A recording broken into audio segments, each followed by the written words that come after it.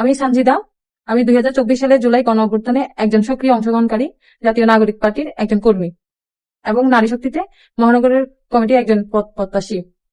আজ আমি অত্যন্ত কষ্ট এবং ক্ষোভ যন্ত্রণা নিয়ে আপনাদের সামনে উপস্থিত হয়েছি।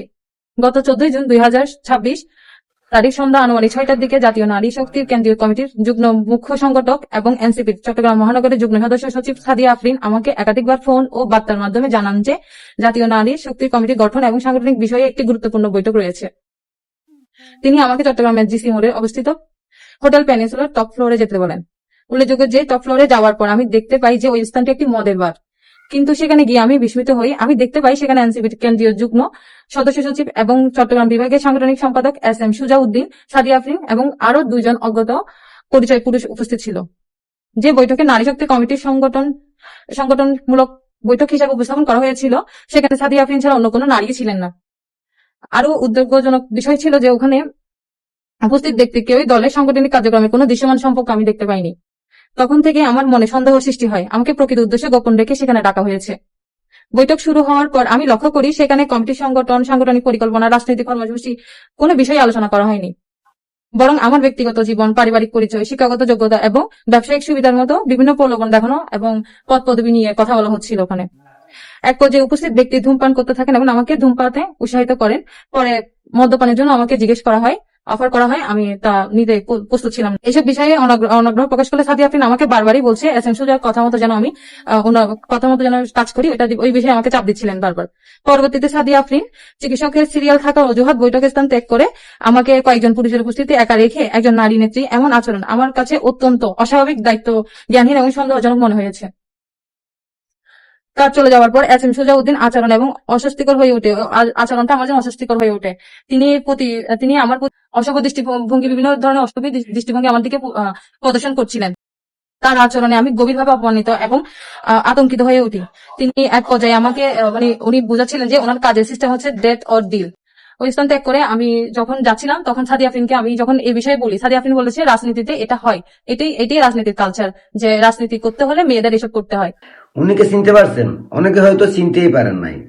উনি হচ্ছেন এনসিপির নেত্রী, আরো ভালো করে যদি বলি জাতীয় নাগরিক পার্টির নেত্রী, আরো ভালো করে যদি বলি বৈষম্য বিরোধী নেত্রী, আরো ভালো করে যদি বলি তাহলে জুলাই আন্দোলনের নেত্রী, জুলাই যোদ্ধা। উনি যে কথা বলছেন সে কথা অনুযায়ী এনসিপির যতগুলো নারী নেত্রী আছে প্রত্যেকেই আকাম কুকাম করে ওনার জবানবন্দিতে। এই জুলাই যোদ্ধা নামের জুলাই জঙ্গিরা যদি এমন হয়ে থাকে তাহলে বাংলাদেশের নারীদের ইজ্জত সম্মান কোথায়? আচ্ছা, জুলাই আন্দোলনের সকল নারীরাই কি এই এদের মতো? আমি বিশ্বাস করি না। হাতে গোনা কয়েকজন যারা এখন বর্তমানে এনসিপিতে আছে। যেহেতু উনি বলছেন যে এনসিপির নেত্রী নিজেই বলছে যে রাজনীতি করতে হলে এসব করতে হয়, তার মানে এনসিপিতে যতগুলা নারী আছে প্রত্যেকেই একে অপরকে খুশি করে মদের বারে গিয়ে আড্ডা মেরে এরা রাজনীতি করতেছে। স্পষ্ট কথা, এগুলো আমার কথা নয়, ওনার জবানবন্দিতে এগুলো প্রমাণিত। তবে আমি এই মেয়েকে ধন্যবাদ দিই, সে সাহস করে সংবাদ সম্মেলন করে সত্যি কথাগুলো বলে দেওয়ার কারণে এই জন্য ধন্যবাদ দিই তাকে, আমি সেলুট জানাই। কারণ সে এই এনসিপি জঙ্গিদের হাতের পুতুল হয় নাই। তাকে আমি ধন্যবাদ দেই। এনসিপি বাকি যে নষ্টা মহিলা আছে এদের মতো এই মেয়েটাও নষ্ট হয়ে যায় নাই, এই জন্য এই মেয়েটাকে ধন্যবাদ দেই। আর প্রশ্ন করতে চাই, আসলে কি রাজনীতি এমন, নাকি এরা এই রাজনীতি জিনিসটাকে নোংরা বানানোর কাজটা করতেছে এই এনসিপির টুকাই, এনসিপির বদমাইশ নারীগুলো? যাই হোক, আপনারা তো পুরোপুরি জবানবন্দি শুনলেন। এখন এই এনসিপির নারী নেত্রীদের বিরুদ্ধে কি ব্যবস্থা নেওয়া যায়? যারা রাজনীতির নামে দেহ ব্যবসা করতেছে, যারা রাজনীতির নামে মাদকের ব্যবসা করতেছে, মাদক দ্রব্যের ব্যবসা করতেছে, মানুষকে ব্রেকমেইল করতেছে, মানুষকে বাধ্য করতেছে এদের সঙ্গে থাকার জন্য, মানুষকে বাধ্য করতেছে নষ্ট হওয়ার জন্য, নষ্ট পথে যাওয়ার জন্য।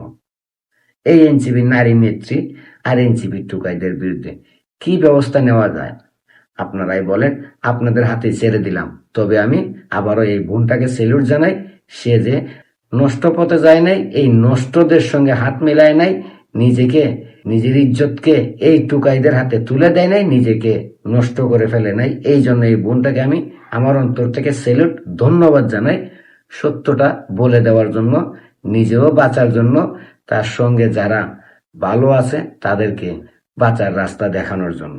ধন্যবাদ বোন তোমাকে।